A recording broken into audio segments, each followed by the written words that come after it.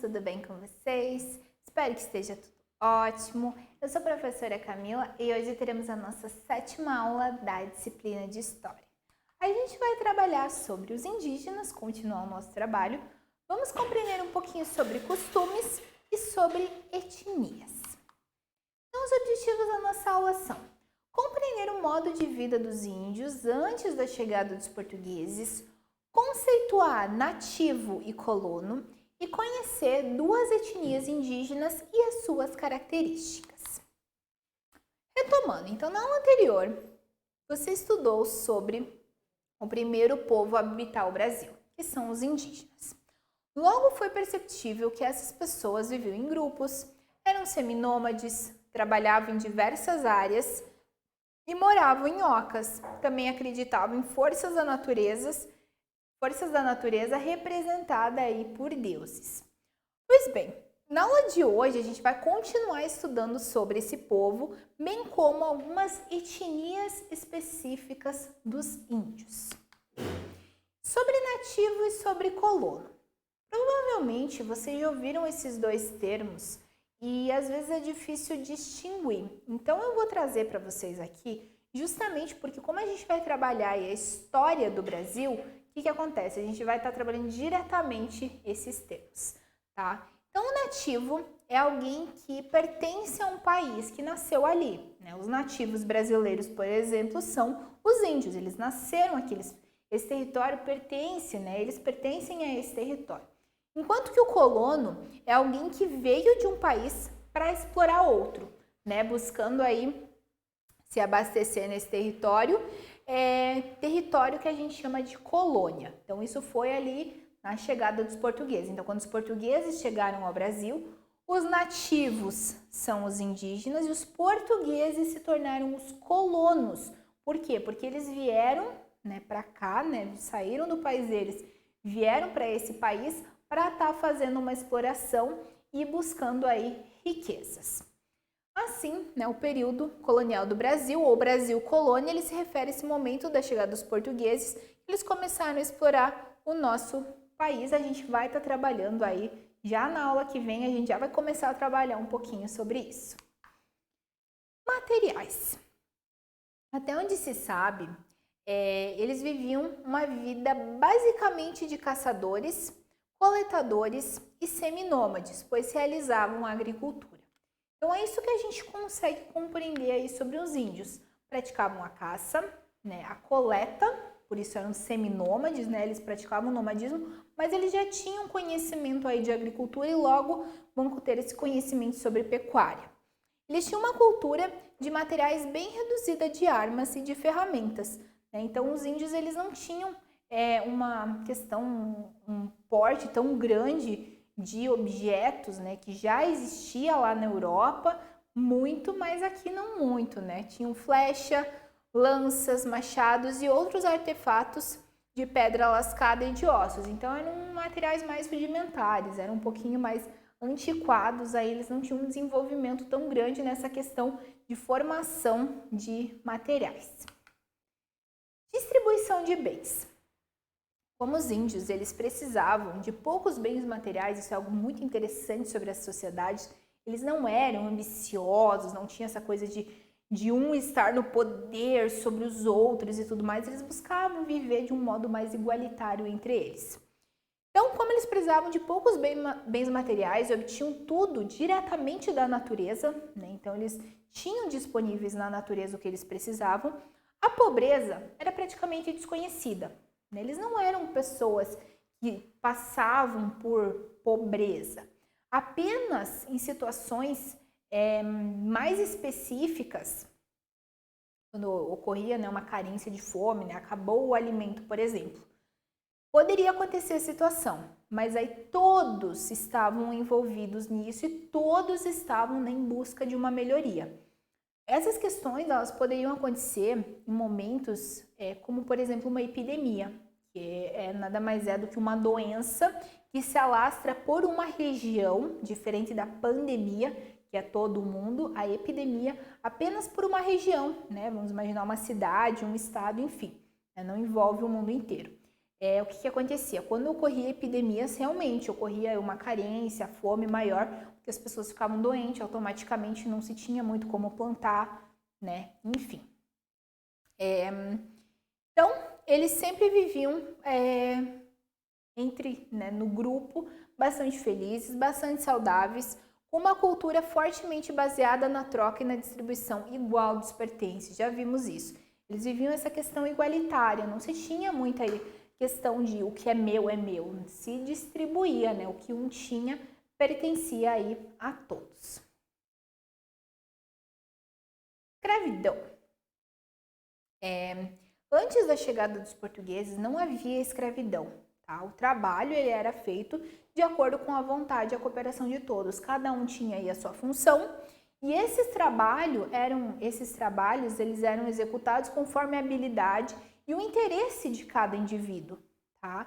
Então não existia essa ideia de escravizar, maltratar, fazer a pessoa trabalhar por horas a fio, assim, muito tempo, né? Então se trabalhava num horário, né, numa duração de tempo adequada e não se tinha escravidão. Diversidade do povo indígena. Aqui é algo bem interessante, que a gente geralmente coloca os indígenas como em geral. Os índios. Mas, na verdade, eles não são, né, apesar de terem muita semelhança, eles não formam uma cultura única. Cada povo, ao longo dos milênios, ele desenvolveu modos de viver que se expressam em tradições religiosas, artesanato, música, hábitos sociais, festejos, entre outros aspectos. Então, nós temos diversas etnias indígenas, ou seja, diversos grupos indígenas que têm características bastante específicas e que a gente tem o costume de igualar todos, né? É como se fosse igualar, né, a todos os homens brancos, por exemplo, a gente vai igualar. A gente sabe que não é todos os brancos que têm exatamente aí o mesmo costume, assim é com os indígenas. Então, apesar de serem parecidas, os indígenas eles têm diversas etnias. E agora a gente vai ler sobre duas dessas etnias, que são os tupis e os guaranis. Os tupis, eles eram um povo que habitava mais a região do litoral do Brasil, né? Eles não estavam presentes muito no interior. Eles chamavam a terra em que eles viviam de Pindorama, que significava em tupi, terra ou região de palmeiras. Então, era o nome do país, na época, né, pelos tupis, era Pindorama. Os povos tupis, eles viviam em pequenas aldeias, onde eles construíam de 4 a 6 ocas de madeira com a cobertura de palha e de fibras vegetais. Essas grandes habitações, elas ficavam distribuídas em um grande círculo, né? Justamente, lembra que a gente já citou essa questão. Eles faziam, né, as ocas em volta de um círculo e ali no centro eram realizadas as cerimônias conduzidas pelos pajés. Os tupis, eles praticavam agricultura e também viviam da caça e da pesca. O indígena mais respeitado numa aldeia tupi era quem? O pajé. Ele realizava essas funções aí de curandeiro, de sacerdote. Já sobre os guaranis, né, a palavra guarani na língua guarani significa guerreiro, tá? Então nós temos a língua guarani e nessa língua deles, esse termo guarani significa guerreiro. Antes do contato com os portugueses, eles não tinham uma linguagem escrita, né? Toda a sua história ela estava vinculada aí com a transmissão de modo oral. Não tinha escrita, nenhum grupo indígena tinha uma forma de escrita. Tudo era passado de modo falado, né? Passado de tradição em tradição, geração em geração, de modo falado.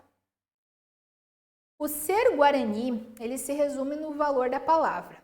Não no sentido da palavra escrita, mas na honra da palavra como ensinamento divino, como parte de um caráter a ser cumprido. Algo que eles valorizavam muito, essa questão da palavra, essa questão de promessas, de responsabilidades. Então as pessoas, né, os guaranis, se eles diziam que fariam algo, eles realmente faziam. Isso provava a questão da honestidade e do caráter da pessoa.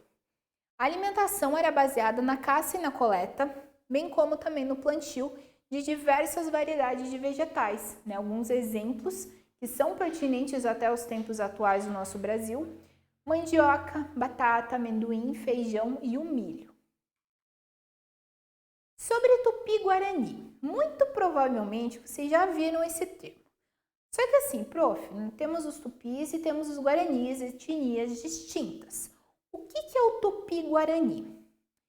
Então, para a gente entender isso, a gente primeiro vai compreender o que é um tronco linguístico. O tronco linguístico, ele é um conjunto de línguas que tem a mesma origem, né? Então, a gente tem uma língua mais antiga, que não é mais falada, e vai estar dando origem a novas línguas, tá? Já uma família linguística é um conjunto de línguas que também possuem uma origem comum, mas que apresentam mais semelhanças entre si, tá? Então, o tronco linguístico, ele é uma língua que não é mais falada e que vai dar origem aí a famílias linguísticas. Parte dos povos indígenas que viviam na costa, né, no litoral, no período da colonização, falavam línguas que pertenciam ao tronco tupi, tá? Dentro desse tronco, o tupinambá, que pertence à família Tupi-Guarani, acabou sendo escolhido pelos colonizadores para se comunicar com os índios. Então, do tronco tupi vão surgir diversas famílias linguísticas, como o tupinambá, né, que pertence a essa família Tupi-Guarani. E o que acontece? Os colonizadores, eles optaram pelo Tupi-Guarani, por isso ele é tão comum, né, a gente vê na literatura aí, porque eles optaram por essa língua para ser falada com os índios. Por que eles optaram por isso? O objetivo dessa língua ser falada, no final das contas, era para apagar a grande diversidade de línguas faladas por tantos povos distintos. Eles foram percebendo que os indígenas falavam diversas línguas. Eles optaram por uma, que permaneceu forte ali por um bom tempo, mas justamente para que as outras línguas fossem sido aí esquecidas, e realmente acabou acontecendo isso. Pessoal, agora que vocês compreenderam aí um pouco mais sobre os indígenas, vocês vão fazer aí alguns exercícios para estar intensificando os saberes de vocês. Até a próxima e bons estudos!